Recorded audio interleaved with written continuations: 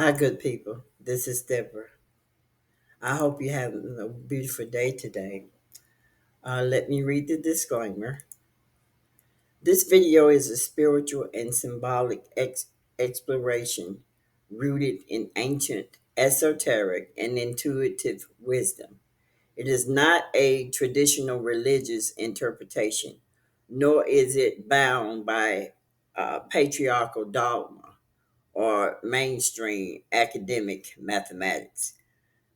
The insight shared here are intended to reclaim and reframe hidden truths about creation, the human body, awareness, and the sacred feminine, especially as they relate to numbers in Genesis 1 2 and the original soul of arithmetic.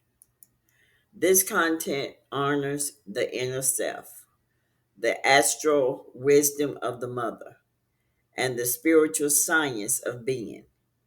It is meant to awaken, not augur. Uh, just remember, you are invited to listen with an open heart, a quiet mind, and a sovereign spirit. I encourage you to take what resonates with you and what does not resonate with you, put it on the shelf or throw it away. Now, this particular video is about arithmetic of the soul. You got mathematics, and then you wouldn't remember arithmetic unless you my age or older. So again, the video is about arithmetic of the soul, the zero, the one, and the body of Genesis. I'm reading from my notes like I always do. Uh, Bear with me for a second here. All right. Now, arithmetic starts with the number line that includes 0 through 9. Mathematics use the numbers 1 through 9.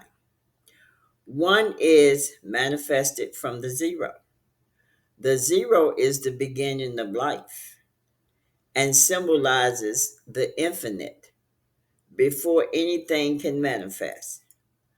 Now, the 0 is the great mother before the word, the source, and infinite. Before creation, before God said, that was she, the eternal feminine. In Genesis 1 2, it is about the universe out there and the human body as the temple, the earth, and the cosmic vessel awaiting life.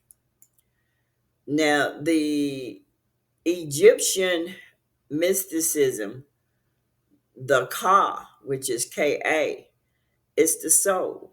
It enters into the body, transforming it into a living person. So, what is void is the body. The body is void without the soul. Okay? The inner sequence of becoming. Now, the word body is earth, was formed and matter prepared. It was without life. It had structure, but no soul. I'm giving you the breakdown of these words. The deep is self, lay hidden beneath, waiting timeless, the phenomenon. The soul moved, not from outside, but within the waters of self.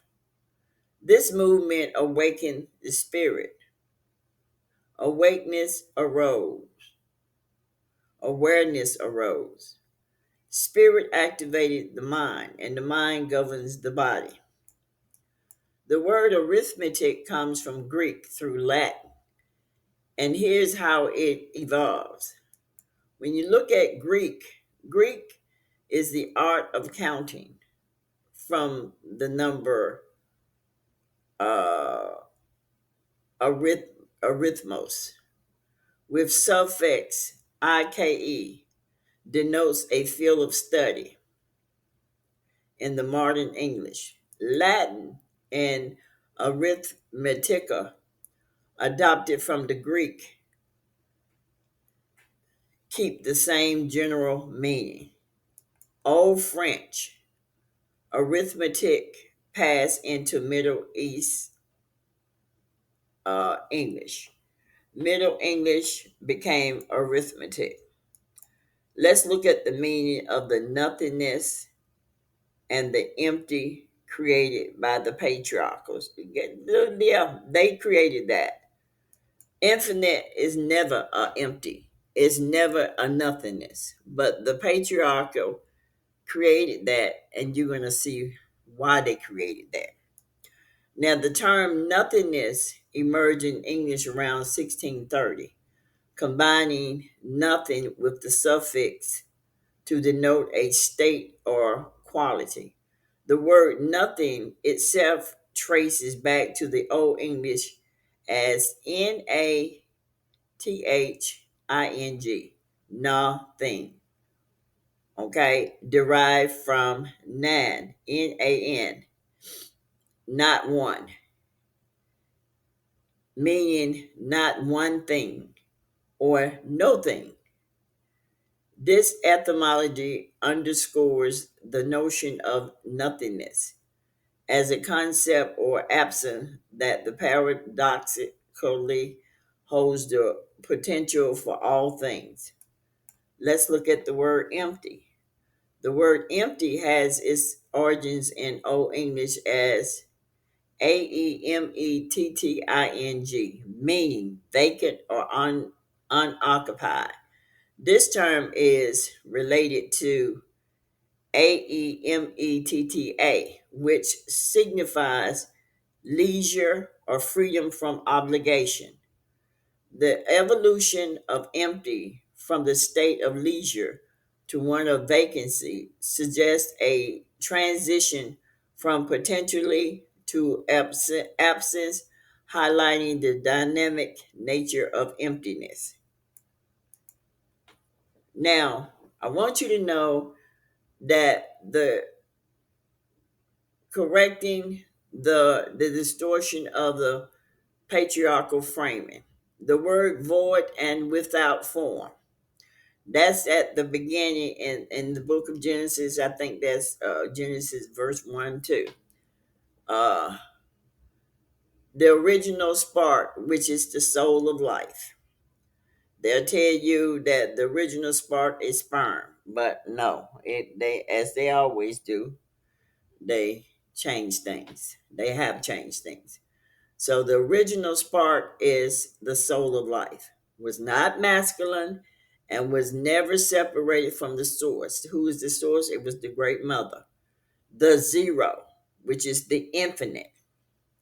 The patriarchal system distorted this spark of life, turning it into a masculine logos or seed. Remember, they created Jesus and called Jesus the logos or the seed, depending on the external sex or hierarchy rather than honoring it as a sacred internal spark of self arising life, a soul, a breath, a living flame within the great mother. Void. Void means, according to them, nothingness, absent, non being. Formless, passive, lacking power. Empty is meaningless, needing to be filled. These terms were hollowed out to create space for masculine form or logos to be seen as the initiator, making the phenomenon passive, secondary, or even non existent, because that's what they did. Void was a tool of erasure. The concept of the void or empty as formless needed to be ordered by a male god or logos, with a mythological reframe used to erase the original power of the phenomenon, make the masculine the creator or orderer of chaos, recast the primordial female as dangerous, dark, or passive, and positive light logos as a superior to the dark womb. That's what they did. They made the great mother a womb. How disrespectful. Void and emptiness, often seen through patriarchal views as barren, or instead reinterpreted as a realm of creation, particularly through the lens of feminine energy. Patriarchal systems have historically regarded the infinite or zero as deficient, excluding its sacred and sacral meaning. Rather than being nothing, zero symbolizes completeness and the infinite cycle and traits linked to the feminine principle. That is why they remove arithmetic and gave you mathematics. Because if they kept arithmetic in the equation, they would have had to explain the zero, which they didn't want to do. So they told you that the zero is a substitute. It's an add-on. You can't have life without the zero, okay? Because life begins in the zero. Life begins in the zero, okay? Now the body. The body, which is void, represent the physical body, unformed, insert, awaiting purpose. The Spirit of God signifies the eternal life force, the breath, a soul that imparts meaning and vitality. The hovering suggests an intimate, nurturing presence, the Spirit's active role in bringing the body to life. The zero is a state of pureness before manifestation. Zero is where things come from, and the one, it is the number one is the manifestation. One is the first expression of creation, the emergence of being, form, identity, or awareness. The goddess, the mother birth creation alone, without a male counterpart. I'm going to say it continuously. Tiamat. There was Tiamat and Mesopotamia. Uh, Salt water, chaos, dragon, cosmic matter. Aset, which is Isis in Egypt. Actually, Isis means throne, the seat of power, veil, wisdom. Nemu in Sumer, Gaia in Greece. Kali is time, blackness, eternity, annihilation, and creation. Sophia, that's the Gnostic tradition, external wisdom, uncountable knowing. Shakti in Indian force, power, premortal motion. Even Mary in Christianity is a retelling of this root. The matrix, which is Latin, the womb. They give it the womb. They give the mother the womb, but also an origin of measurement. The Shekinah, y'all call it Shekinah glory, the indwelling feminine presence of divine. Toa, Tao, the way, flowing, formless, yet ordering all. These are all titles that was given to the Great Mother in her uh, energy. She's everything. She's not void. Uh, she's not void of anything. The so-called void was not empty. It was her. She was the deep water. She's the great darkness. She's the primordial matrix.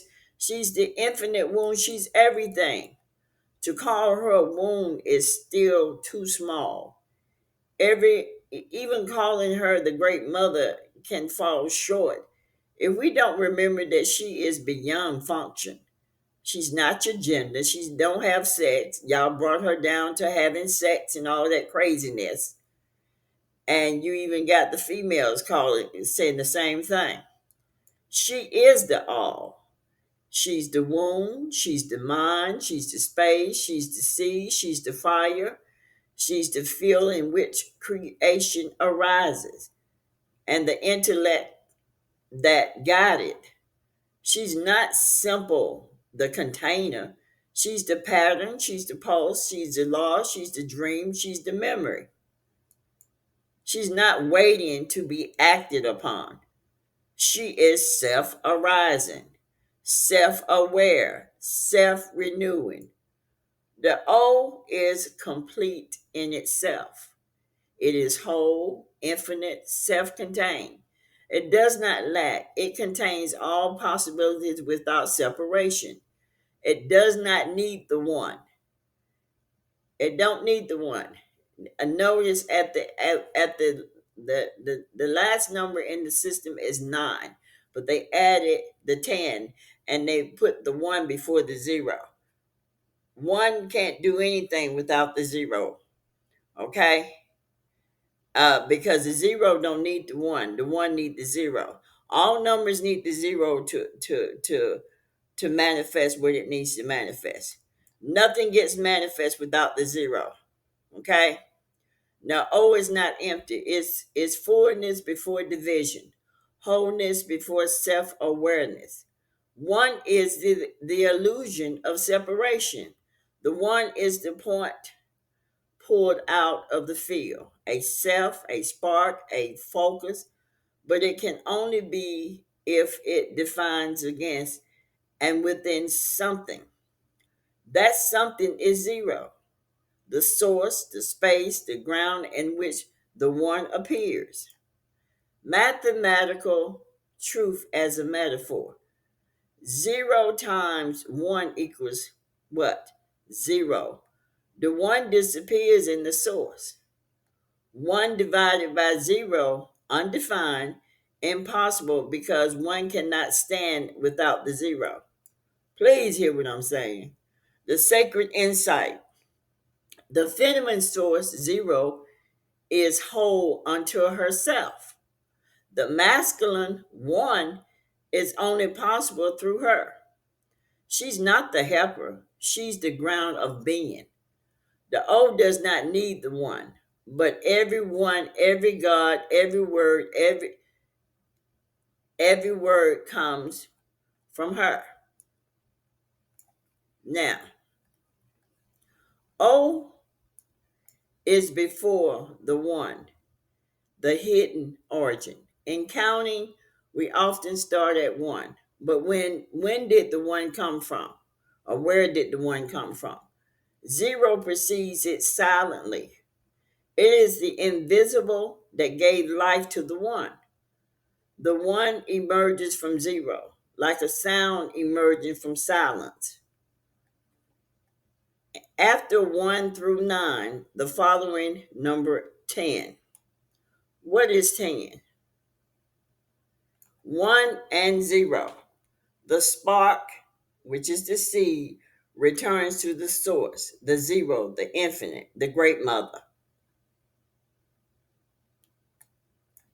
0 times 1 equals 0. No manifestation without intention, activation. 0 plus 1 plus 0 equals 1. The source 0 surrounds the spark, the seed of life, which is 1, and still we get 1. The seed of awareness emerges through the 0, but remains single point. 1 is born from the field of 0 or the O. Mother plus spark plus mother equals birth of 1. 1 minus 1 equals 0. Nothing is left if the spark leaves the 0 or the infinite or is removed. The form without the source dissolves. Without spirit, the body is lifeless. Without the feminine, the masculine vanish back into potential. The sacred pattern of 0 and 1. The primordial feminine external is not a sexualized entity or a counterpart to a male deity. She is a self originating, genderless, independent force. The Great Mother transcends physical form, embodying the essence of being itself, an infinite source from which all creation emerges. Although women possess specific anatomy, the Great Mother is a cosmic entity, not defined by it. The notion that she needs a male counterpart to create stems from patriarchal view, reducing her from the source to associate. She is generating, and embodies life through her built-in nature, reflection ancient knowledge of a whole feminine essence before male deity. Zero equals circle, equals eternal, unbroken, infinite. One equals point, beginning, singularity, focus. Zero plus one plus zero is the bicycle fissa, birth portal, foundation of sacred geometry. The summary: the starting point was zero, the ending point was nine. No number stands alone, it requires the help of the zero. The number nine. Nine is the final single digit number in the decimal system and has a special symbolic significance. In numerology, nine is associated with completion, fulfillment, and the culmination of a circle. It can also signify universality, truth, spiritual wisdom, integrating knowledge with spiritual understanding. Let's look at the number one. Means unity, eternal will, awareness. Two, duality, polarity, reflection. Three, harmony, trinity, and the trinity is the triple goddess. Okay, the triple goddess is the crone, the mother, and the daughter. They tell you that Earth is Mother Earth. No, Earth is daughter Earth. The cosmos is the mother. Don't get it twisted. Structure, foundation, manifesting. The four elements is earth, air, fire, and water. That is the four directions. Um, the four represent stability, the cube, the cross, the material plane. It grounds the spirit into physical reality. Look at five. Five is change, freedom, human experience. The human being, the physical in five fingers, five senses, motion, adaptability. Five brings life and instability and is dynamic experiment. It represents the soul in the world, learning through contrast. The number six, harmony, beautiful, integration. The hexagram, the Star of David, is a sacred marriage of opposite. Six is love, balance, and eternal order expressed in the world.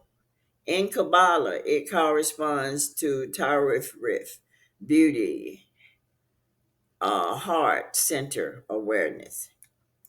Seven, intuition, mysticism. That's the seven chakras, which is the seven heavens, which is the 7 days of creation. Seven bridges, the spiritual and the earthly. It is a mystical number, the seeker, the path of inner wisdom. Eight. Eight is power, infinity, and mastery. It's the balance between the material and spiritual world. Eight is karma, authority, and regeneration. It governs cycles and destiny, mastering time, form, and um, purpose. 9 is completion, fulfillment, wisdom. Final single digit gestation is 9 months, which is the pregnancy. 9 is the number of the sage, the old soul who returns to teach.